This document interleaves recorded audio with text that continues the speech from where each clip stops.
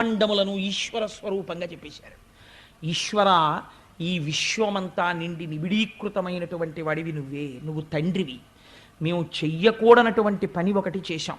భుజశక్తిన్ వాసంతి ఒంటికి తీట ఉంది కదా అని ఎవరిని ముందు ప్రార్థన చేసి మొదలు పెట్టాలో, ఇంట్లో ఏదైనా ఒక మంచి కార్యం చేస్తుంటే ఒక సంప్రదాయం ఉంటుంది. ముందు తన తల్లిదండ్రులకు నమస్కారం చేసి, అందుకే బట్టలు పెట్టి పీటల మీద కూర్చుంటారు. ఆ జగత పితరవ్ వందే పార్వతీ పరమేశ్వరవు వాళ్ళకి నమస్కరించలేదు, నేర్పాలి పాఠం అనుకున్నాడు స్వామి వీళ్ళకి.